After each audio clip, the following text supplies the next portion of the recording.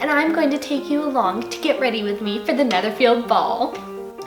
Right now I'm just wearing my shift, which is the garment worn closest to the skin.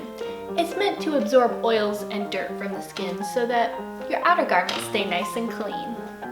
So I've tied up my hair in these rags and slept on them overnight so that I'll have some nice curls for the ball. I'm going to take these out and start styling my hair.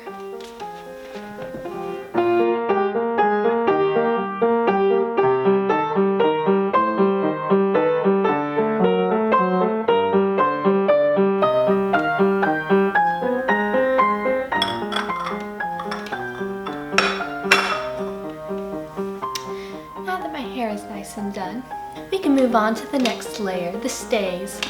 The stays are worn over the shift, and they can be short or long.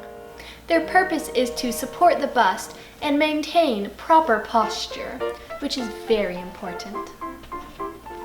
Now normally I would have the maid help, but the maid is busy attending to Jane. You see, Jane has caught the eye of Mr. Bingley. Mother says there's going to be a wedding soon. Anyways, she says the maid can only help Jane and attend Jane and Jane. I'm so sick and tired of it. So I have to get dressed all by myself. Lydia won't help me because she's too busy fussing over herself, and Lizzie's helping Jane and... Anyways. Point being, I must lace my stays myself. So, while they are back lacing, I'm going to put them on, then lace them up the front. Then I can twist them around and tighten them. That way it's much easier.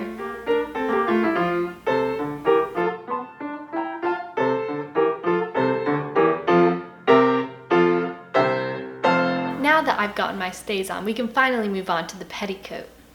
The petticoat was an underskirt worn under the gown. If walking through a particularly dirty area, such as Elizabeth was when she was on her way to Netherfield and her petticoat got all muddy, well, she would hike up her skirt so that the petticoat would get dirty, but her skirt wouldn't. Then she could cover it up. Although most dresses are pretty sheer, at least the fashionable ones are, so the gown wouldn't have hidden much. Anyways, I'm going to go put mine on.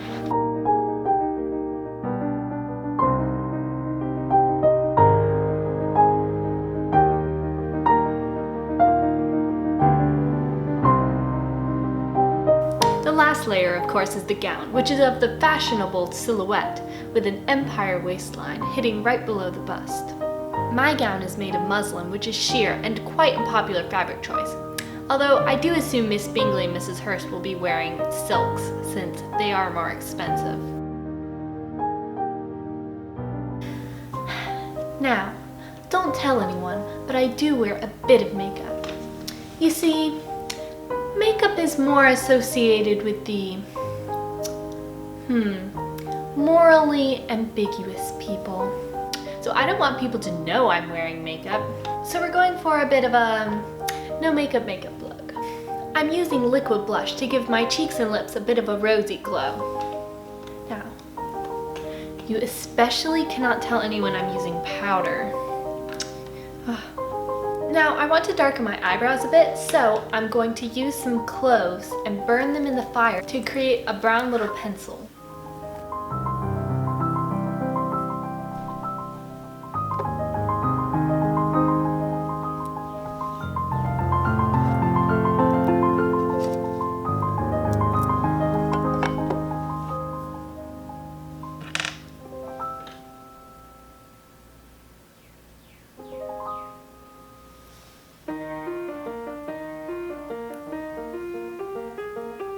Now that I've added my jewelry, I am almost ready for the ball.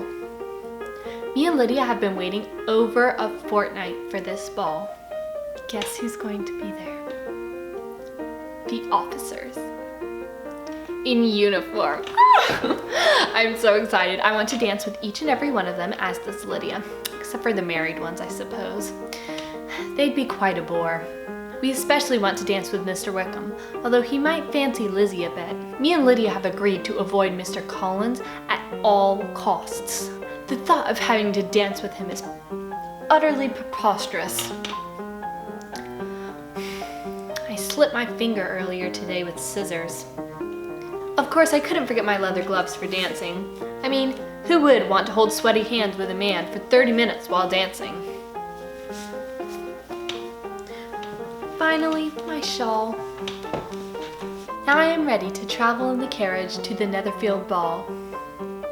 I hope you enjoyed getting ready with me, Kitty Bennet.